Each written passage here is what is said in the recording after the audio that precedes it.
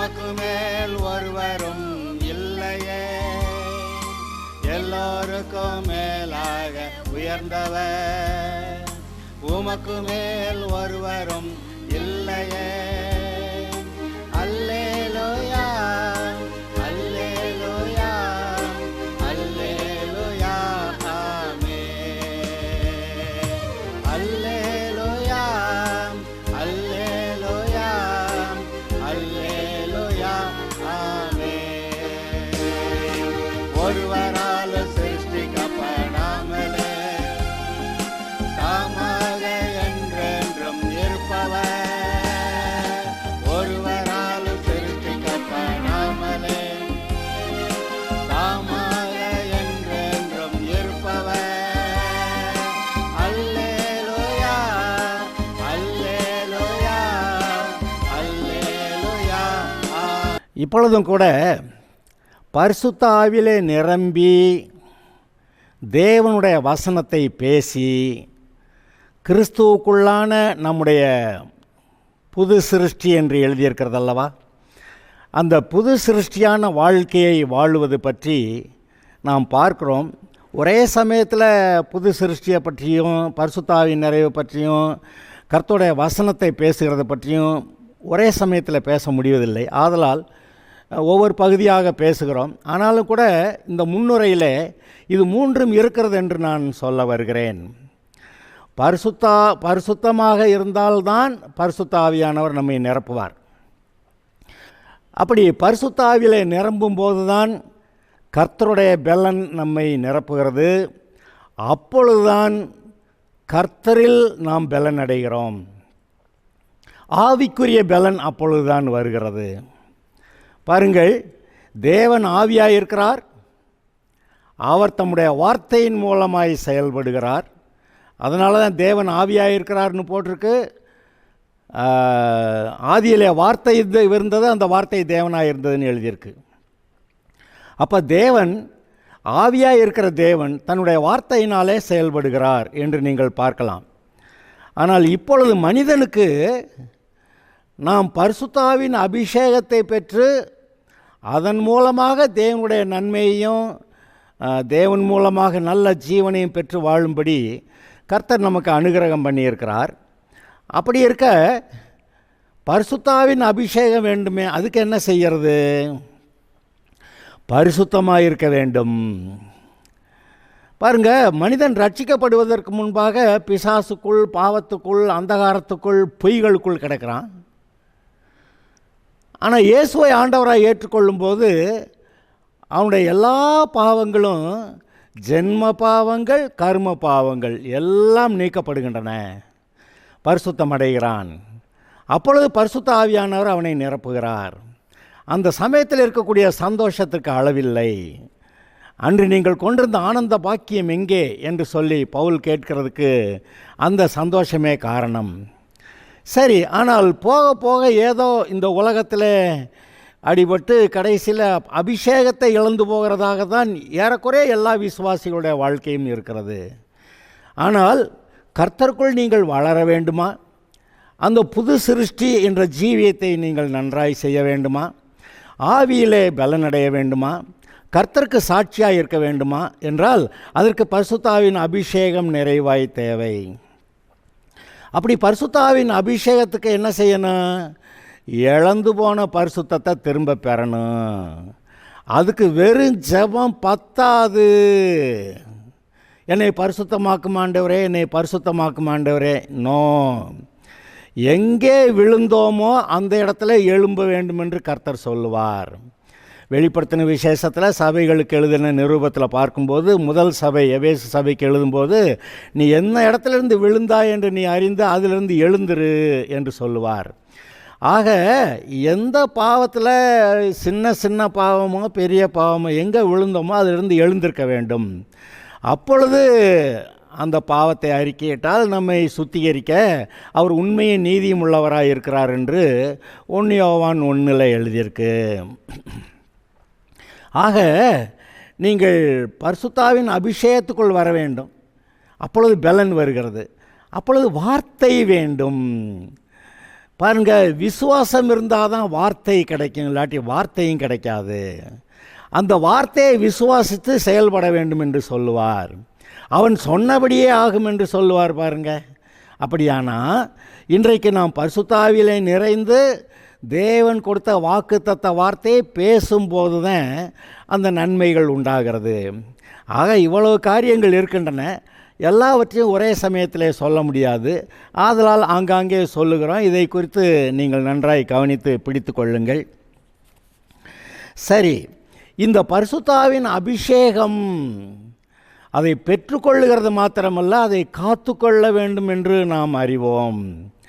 பாருங்க, மீட்கப்படும் நாளுக்கென்று முத்திரையாக பெற்ற பரிசுத்த ஆவியானவரை துக்கப்படுத்தாதிருங்கள். துக்கப்படுத்தினா என்ன செய்வார்? போய் மூலையில் உட்காந்துருவார். அப்புறம் அபிஷேகம் இருக்காது, கர்த்தருடைய பிரசன்னமே இருக்கிற மாதிரி தெரியாது, நான் என்ன செய்கிறது என்று சொல்லுவார்கள். ஆனால் பாருங்கள், நான் மறுபடியும் சொல்லுகிறேன், இருதயத்தில் சுத்தமுள்ளவர்கள் பாக்கியவான்கள், அவர்கள் தேவனை தரிசிப்பார்கள். பாருங்கள், அவர் போடுற ஒரே கண்டிஷன் சுத்தம், பரிசுத்தம். அவர் பரிசுத்தர்னு சொன்னேன்.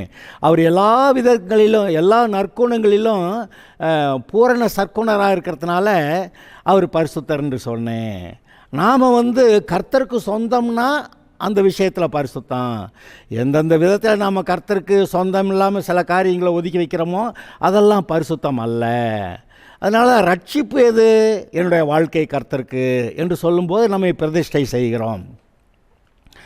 சரி, அந்த பிரதிஷ்டையின் போது தான் அந்த ஞான ஸ்நானமும் வருகிறது. கேள்வி, 2 கேள்வி. என்னது? உன்னுடைய பாவங்களுக்காக தேவனுடைய குமாரனாக இயேசு கிறிஸ்து பூமியில் மனுஷனாக பிறந்து சிலுவையில் உங்களுடைய பாவங்களுக்காக மரித்து அடக்கம் பண்ணப்பட்டு உயிர் தெழுந்தார் என்று விசுவாசிக்கிறீங்களா? ஆமாம், விசுவாசிக்கிறேன்னு சொல்லணும். 2வது, இந்த இயேசுவை ஆண்டவராக இரட்சகராக ஏற்றுக்கொண்டு ஜீவனுள்ள நாளெல்லாம் அவருடைய பிள்ளையாக வாழ்வீர்களா அப்படின்னு கேட்டால் ஆமேன்னு சொல்லணும். அப்படியே அவருக்கு தன்னை சொந்தமாக்கி கொண்டவர்கள் தான் பிரதிஷ்டை பண்ணப்பட்டவர்கள். அவருக்கு தன்னை சொந்தமாக்கி கொண்டவர்கள் தான் பரிசுத்தவான்கள். அவருக்கு தன்னை சொந்தமாக்கி கொண்டவர்களுக்கு தான் பரிசுத்தாவின் நிறைவு வருகிறது. ஆனால் இந்த விசுவாசிகள் எல்லா சமயத்திலையும் பெர்ஃபெக்டாக கரெக்டாக நடக்கிறாங்களான்னா இல்லை.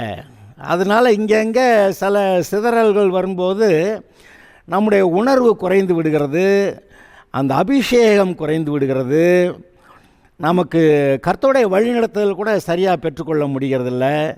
அதனால் இந்த உலகத்தாருக்கு நடக்கிறது போல் அநேக காரியங்கள் நம்முடைய வாழ்க்கையிலே நடைபெறுகின்றன. ஆதலால் இதை சரி பண்ணுறதுக்காக தான் இந்த பிரசங்கங்கள். அதாவது இந்த பிரசங்கத்தை கேட்டுட்டு போனேன், நல்லா இருந்துச்சு, அப்படி இல்லை. இந்த பிரசங்கத்தை கேட்டேன், கர்த்தர் சொன்ன வார்த்தையை கேட்டேன், அதன்படி நான் என்னை மாற்றுகிறேன். அவர் மாறாதவர், நான் கர்த்தர், நான் மாறாதவர். இயேசு கிறிஸ்து நேற்றும் இன்றும் என்றும் மாறாதவர். ஆனால் யார் மாறணும்? நாம் தான் மாறணும். ஏன்? நம்ம தான் அந்த பெர்ஃபெக்ஷனுக்கு வரணும்.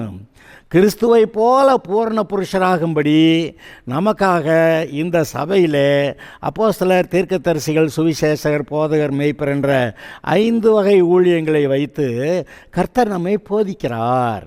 போதித்து கிறிஸ்துவை போல பூரண புருஷராகுங்கள் என்று சொல்லுகிறார். அப்படி பூரண புருஷராகிறதுக்காக நமக்கு போதிக்கிறாரே. அப்படி வளருவதற்கு நம்முடைய இருதயத்தில் சுத்தம் தேவை. கர்த்தருக்குள்ளே அந்த வசனங்களை கற்று அவரை போல் மாறுகிறது அவசியமாக இருக்கிறது. நாம் தான் மாறணும். ஆனால் நம்மளும் சேர்த்து நேற்றும் என்றும் மாறாதவன் நம்மளை சொல்லிக்கிட்டான், அது ரொம்ப தப்பு. நேற்று இருந்த விட இன்றைக்கி கொஞ்சம் பரிசுத்தம். அவர் தான் பரிசுத்தம் ஆக்கிட்டாருன்னு சொன்னீங்களே பாஸ்டர். ஆமாம், ஆக்கிட்டாரு. ஆனால் இன்னும் அவரை போல் மனநிலை உங்களுக்கு வரலையே. அதனால தானே கிறிஸ்துவுக்குள்ளே உங்களுடைய மனம் புதிதாகிறதுனாலே மறுரூபமாகுங்கள் அப்படி சொல்லியிருக்கு. என்ன பாஸ்டர், நிறையா விஷயங்களை ஒன்றா கோத்து விட்றீங்க. ஆமாம், எல்லாம் ஒன்றா தான் இருக்குது. கிறிஸ்துவை போல நம்முடைய மனம் புதிதாகிறதுனாலே மறுரூபமாக வேண்டும் என்று சொல்லுகிறது. அப்போ தேவனை அறிகிற அறிவில் வளரணும். தேவனை அறிகிற அறிவில் வளரும்போது தான் அவருடைய சுவாபம் உங்களுக்கு வரும். அவரை அறிகிற அறிவினாலே அந்த திவ்ய சுவாபத்துக்கு நாம் பங்குள்ளவர்களாக இருக்கிறோம் என்று அங்கே பேதுரு எழுதுறதை நீங்கள் வாசிக்கிறீங்க. அப்போ தேவனை அறிகிற அறிவு நமக்குள்ளே வரும்போது அந்த தேவனுடைய சுவாபம் நமக்குள்ளே பெருகிறது. இதையெல்லாம் யோசித்து பாருங்கள். சரி, இப்போ நான் சில காரியங்களை நான் சொல்ல விரும்புகிறேன்.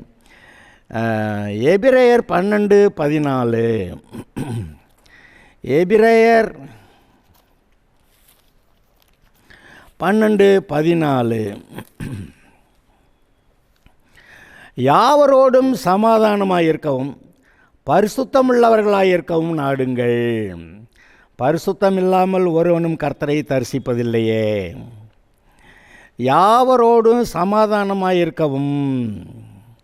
இன்னொரு இடத்துல எழுதியிருக்கு, கூடுமானால் யாவரோடும் சமாதானமாயிருங்கள். ஏன்? இந்த உலகத்தாரோட கூட நம்ம எல்லா விதத்திலும் சமாதானமாக இருக்க முடியாது. அவங்களுடைய ஆராதனைக்குரிய காரியங்கள் வேறு. நம்முடைய ஆராதனைக்குரியவர் பரிசுத்தமுள்ள ஜீவனுள்ள தேவன். இப்படிப்பட்ட விஷயங்களிலே நாம் அவர்களோடு சமாதானமாக இருக்க முடியாது, ஒதுங்கி கொள்ளலாம், அவ்வளவுதான். இங்கே இருக்கிறது, யாவரோடு சமாதானமாக இருக்கவும் பரிசுத்தமுள்ளவர்களாக இருக்கவும் நாடுங்கள். இந்த உலகம் அசுத்த ஆவி கிரியை செய்கிறது. பாலியல் பலாத்காரங்கள், கொள்ளை இதுபோல் காரியங்கள் நடக்கின்றன. அந்த அசுத்தமான நமக்கு தெரியுதில்ல, நம்முடைய உள்ளத்தில் தெரியுதில்ல.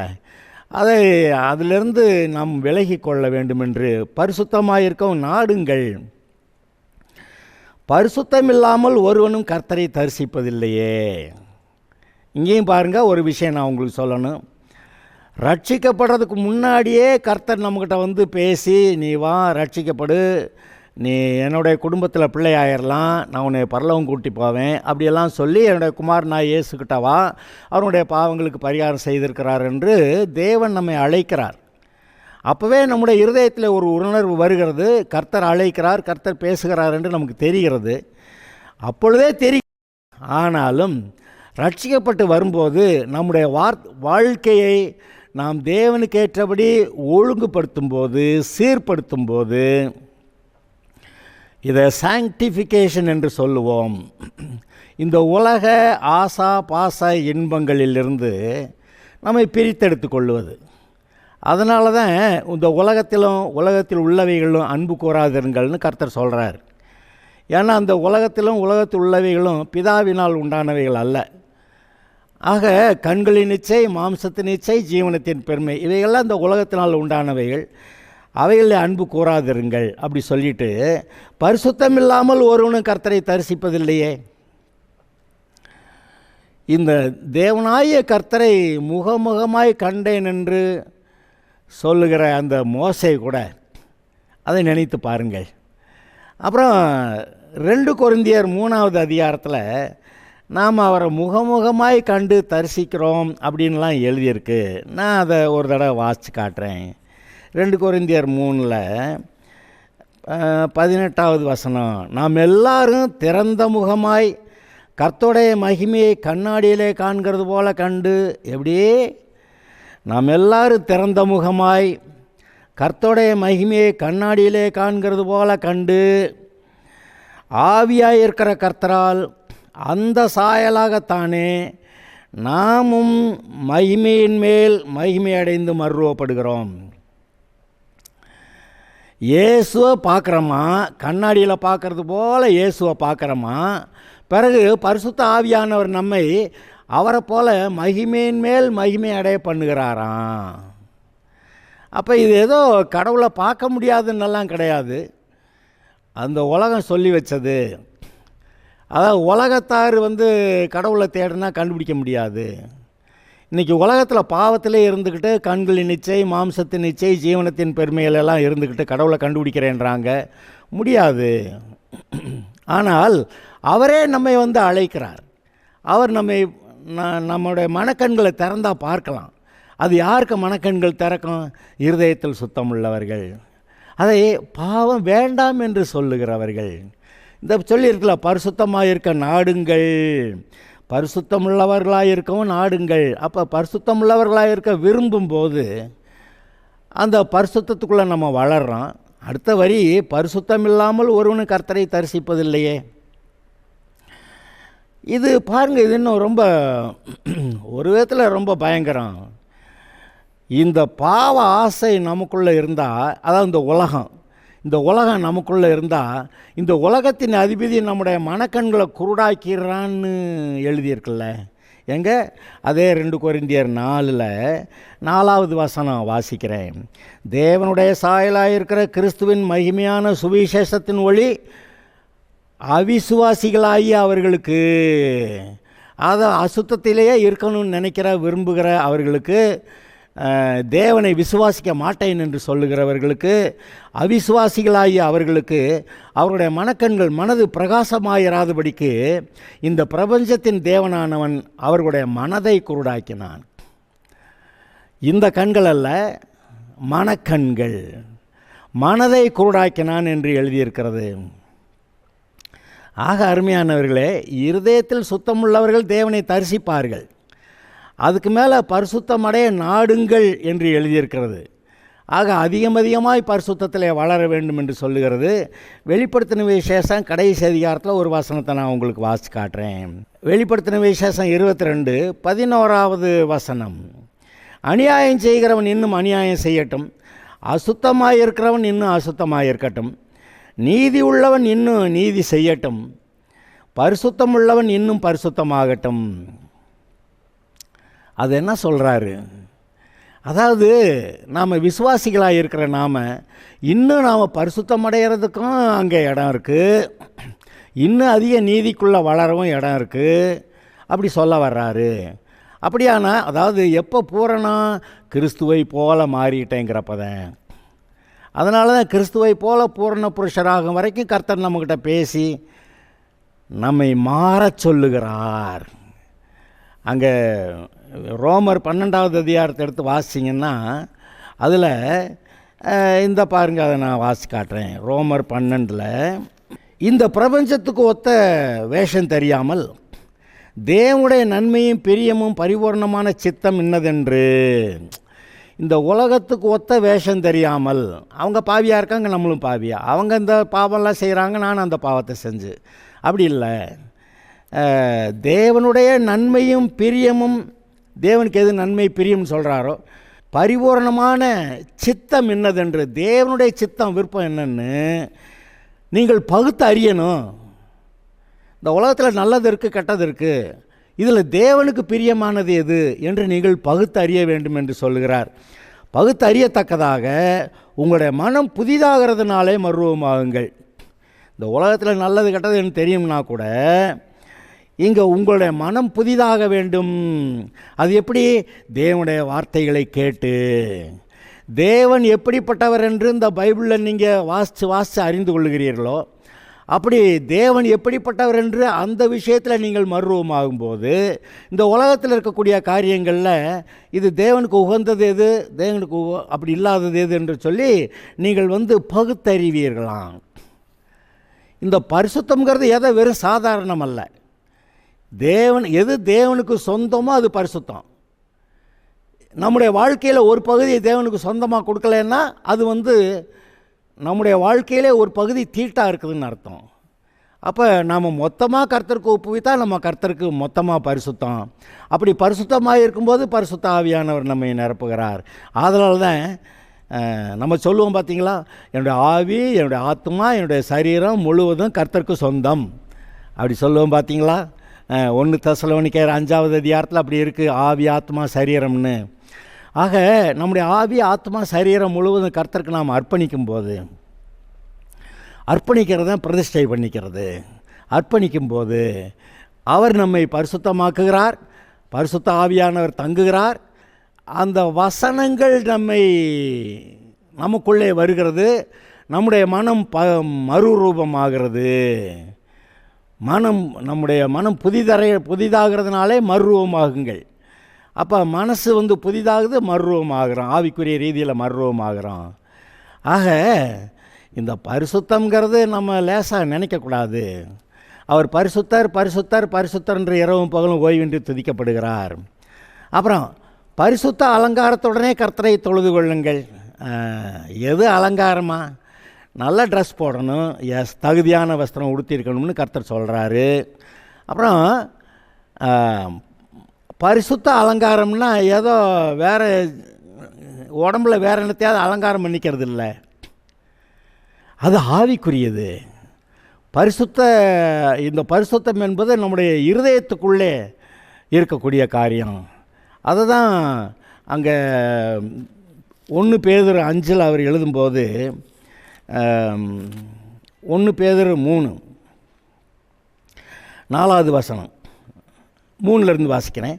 மயிரை பின்னி பொன்னாபரணங்களை தரித்து உயர்ந்த வஸ்திரங்களை உடுத்தி கொள்ளுதலாகிய புறம்பான அலங்கரிப்பு உங்களுக்கு அலங்காரமாயிராமல் அழியாத அலங்கரிப்பாயிருக்கிற, இது இட்டர்னல் அழியாத அலங்கரிப்பு, அழியாத அலங்கரிப்பாயிருக்கிற அமைதலுள்ள ஆவியாகிய இருதயத்தில் மறைந்திருக்கிற குணமே உங்களுக்கு அலங்காரமாக இருக்க கடவுது. அப்போ அலங்காரம்ங்கிறது உள்ளே இருக்குது. சரீரத்தில் ஏதோ நகை நட்டெல்லாம் போட்டோம்னா அது சரீரத்துக்கு அலங்காரம், ஓகே. ஆனால் இருதயத்துக்கு அலங்காரம், இந்த சரீர அலங்காரத்தை விட இருதயத்தின் அலங்காரம் தான் முக்கியம். அதை முதல்ல கவனிங்க. அப்போ சரீர அலங்காரம்லாம் தேவையான அளவுக்கு அளவோடு நிற்கும். சிலர் சரீர அலங்காரத்தை அதிகமாக செஞ்சு உள்ளுக்கு இருக்க ஆவிக்குரிய ரீதியில் பார்த்தா அங்கே சுத்தமாக கூட பல சமயத்தில் இருக்காது. அதனால தான் ஒரே அடி அடிச்சிடுவாங்க, நகையெல்லாம் கழட்டுங்க அப்படின்னு. அது அவர்களுடைய அனுபவமாக இருக்கலாம். ஆனால் எந்த பொருளுக்கு எந்த மரியாதை மதிப்பு கர்த்தர் கொடுக்குறாரோ அதை நாம் கொடுத்தா அதை நம்ம எல்லாவற்றையும் பயன்படுத்தலாம். நம்ம இப்போ நிறையா நமக்கு 5 கோடி திடீர்னு கொடுத்தாக்க அதை என்ன செய்கிறதுன்னு தெரியாமல் தப்பான விதத்தில் இன்வெஸ்ட் பண்ணிட்டா, போட்டது அந்த பேங்க்கில் போட்ட பணம் பூரா இல்லைன்ட்டாங்கங்க அப்படின்னா என்ன ஆகிறது? அப்போ நிறையா வந்துச்சு அல்லது வேறு ஏதோ செஞ்சாங்க, அது அவங்களுக்கு பிரயோஜனம் இல்லாமல் போச்சுன்னா கொடுத்த பணம் வேஸ்ட், பார்த்தீங்களா? அப்போ நம்மக்கிட்ட கொடுக்கணுன்னா கூட நம்ம அதை சரியாக பயன்படுத்துவோமான்னு தெரிஞ்சால் தான் கொடுக்குறாரு. இன்றைக்கி நாம் நம்ம இடத்துல இருக்க எல்லாவற்றையும் சரியாக பயன்படுத்த தெரியணும். அப்படின்னா இந்த ஆவிக்குரிய அலங்காரம் சரியாக இருந்தால் ஆவியானவர் நம்ம நடத்தும்போது எல்லாவற்றையும் சரியாக செய்வோம். சரீரத்துக்கு அதுக்கு ஒரு கனம் மகிமை இருக்கிறது, ஆனால் அதுக்கு கர்த்தர் கொடுத்த கன மகிமை, அதை நாம் கவனிக்க வேண்டும். பிதாவுக்கு கொடுக்க வேண்டிய கனத்தை இயேசுநாதருக்கு பூரா கொடுத்துட முடியாது. இயேசுநாதர் கொடுக்குற கனத்தை பரிசுத்தாவி கொடுத்துட முடியாது. பரிசுத்தாவி கொடுக்குற கனத்தை மனுஷனுக்கு கொடுக்க முடியாது. மனுஷனுக்கு கொடுக்குற கன மரியாதையை மிருகங்களுக்கு கொடுக்க முடியாது. அதே மாதிரி மனுஷனுடைய ஆவி ரொம்ப முக்கியம். அதான் அவனுடைய ஜீவன், அவனுடைய ஆத்மா. அதான் அவனுடைய ஆவியை வழிநடத்தக்கூடிய சிந்தனை, செயல், தீர்மானம் எடுக்கிறது அதெல்லாம் வந்துடுது.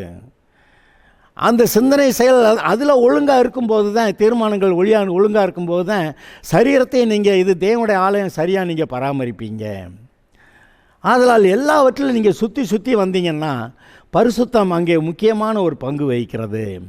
ஆதலால் பரிசுத்தத்துக்கு இடம் கொடுப்போமாக. நம்முடைய இருதயத்தில் தெரியும் எங்கேயோ ஒரு சில காரியங்கள் செய்ய போகிறப்போ பரிசுத்தம் குறையுது, ஓடி வந்துடணும். அதனால தான் எழுதியிருக்கு, பொல்லாங்காய் தோன்றுகிற எல்லாவற்றையும் விட்டு விலகுங்கள் என்று. ஓகே, சரி.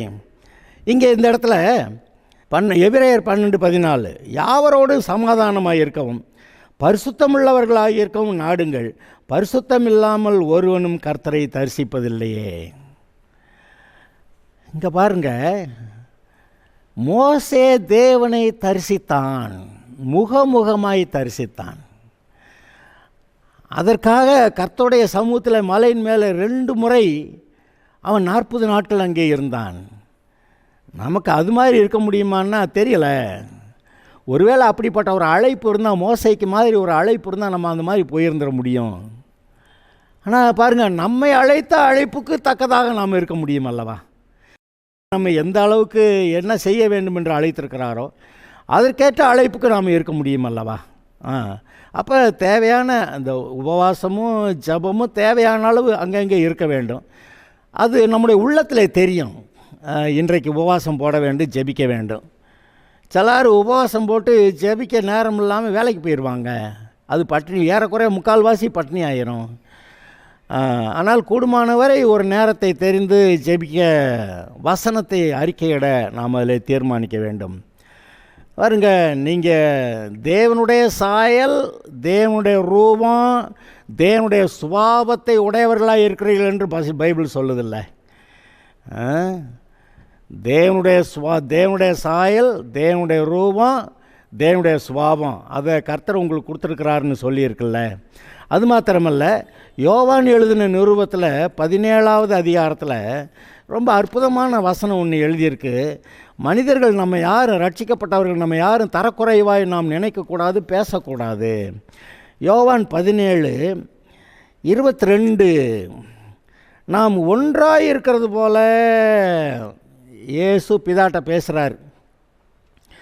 நாம் ஒன்றாக இருக்கிறது போல அவர்களும் ஒன்றாக இருக்கும்படி, நம்மோட கூட பிதாவோட தேவனோட ஒன்றாக இருக்கும்படி. இந்த வசனத்தை நல்லா கவனிங்க.